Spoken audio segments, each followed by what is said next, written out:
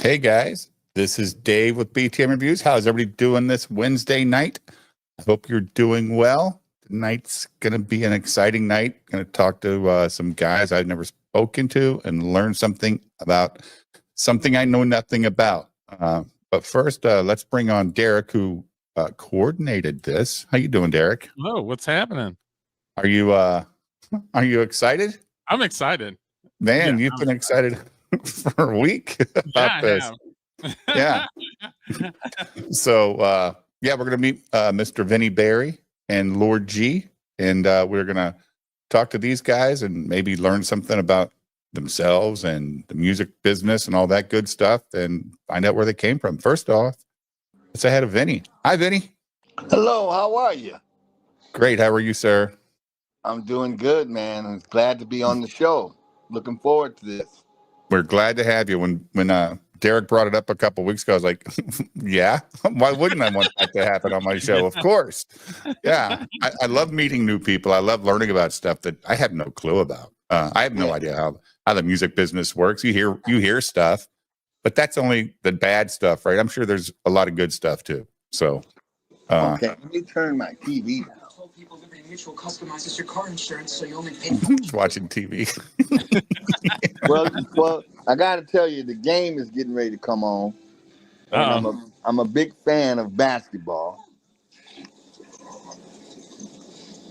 And who's playing?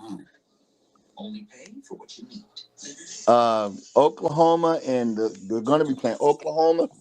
Excuse me, and Minnesota. Mm-hmm. You know, so I've been a big basketball fan ever since the late 60s. And since I was like 10 years old, man, and it stuck with me forever. I love basketball. Basketball was the one thing that challenged my music all the time. Okay. Even though I'm only 5'10" and know I was never going to be a pro.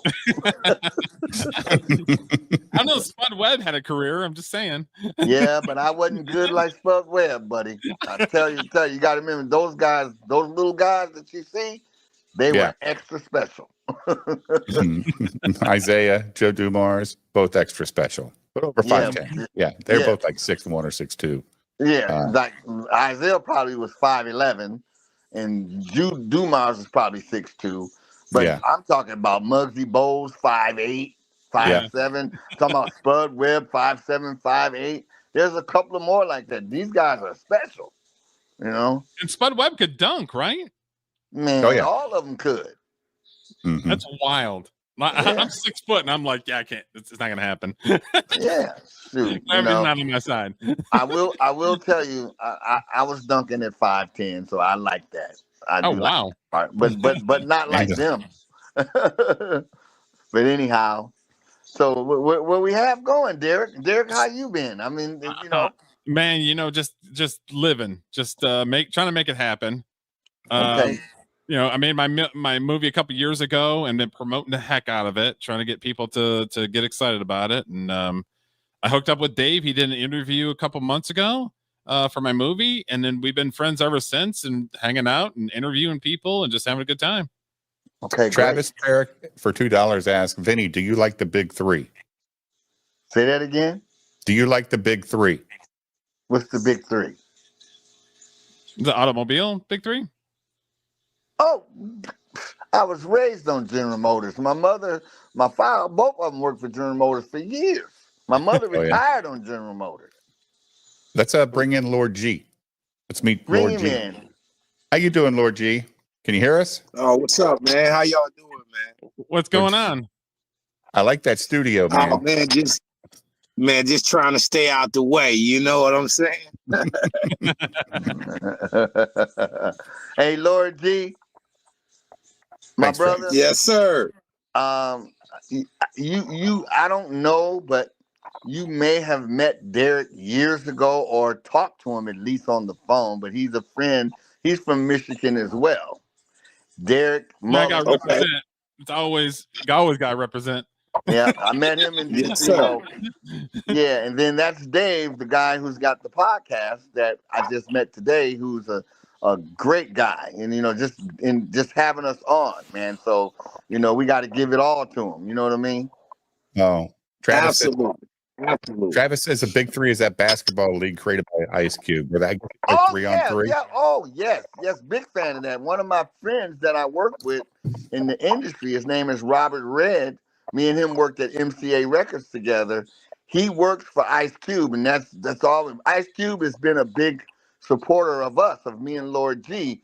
Our group, Lord G's group, Militia, we went on the opening act for West Side Connection for him back Yes, in 2002, 2003, 2000, somewhere around there. Yeah. And so yeah, we and one of my one of the girl that was in the group Militia, she did the song "You Could Do It, Put Your Back Into It" with Ice Cube. So Oh, that's Okay. Yeah. yeah, I'm getting ahead of the game. See how y'all make me get ahead of the game? hey, that's why the chat's the best, Vinny. The chat asks the right questions and they take you down a different path. That's why this is not a short stream, so don't worry about time. Okay. Okay. All right. We can talk all night. Like, trust me, we go late. Okay, great. So, what do you guys want to talk about first? Let me see that. Let's get to it. First of all, I want to know what made you get into music. Was it the love of music, or you just thought it was the only thing you could do that you liked? No, it was just raised in a family that was definitely an entertainment family that loved Motown music. From the inception of me being born in 1962, my father, who was a big Marvin Gaye, Temptations, Gladys Knight, the whole nine. He was from Memphis, Tennessee, but he went to Detroit when he was like in 1957, 58, somewhere around in there. But he became, we went to Detroit first, of course, and our family, his grandmother, his grandmother and them, they lived in the Motown area where Motown was at, off of Philadelphia Street, and they knew some people that was involved. I didn't never know those people, but my family did. And Okay. so they were big Motown fans. So in the exception of me being born, one of the first records that I ever knew about was the song by Marvin Gaye called Pride and Joy.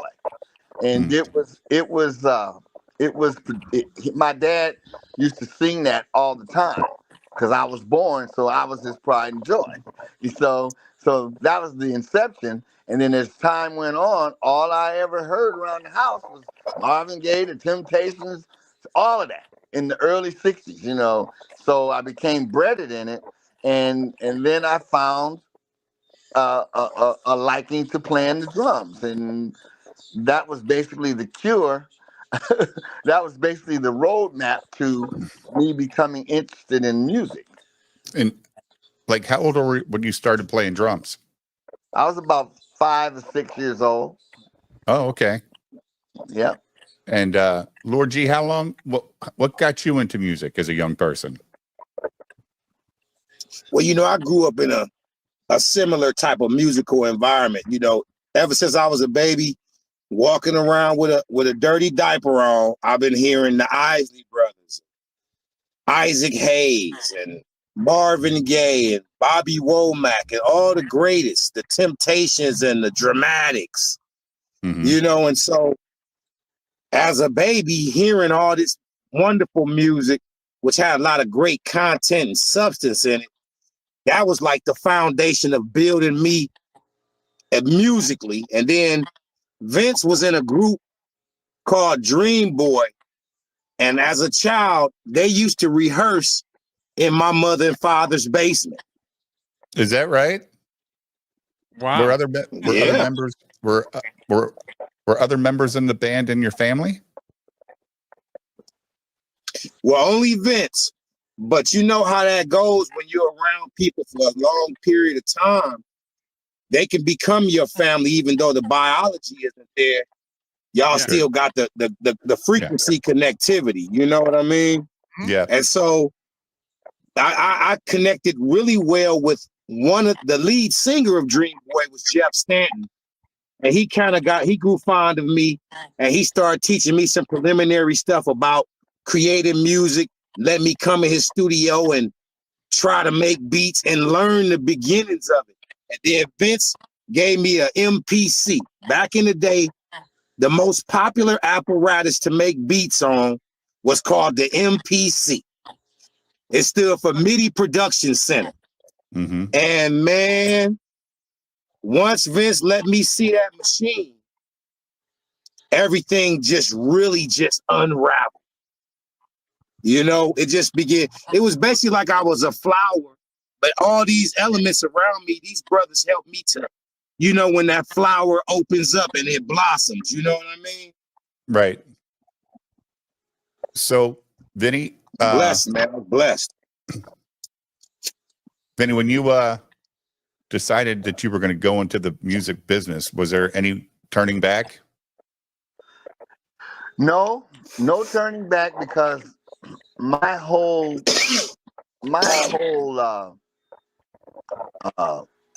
what I really wanted to do had nothing to do with fame or fortune.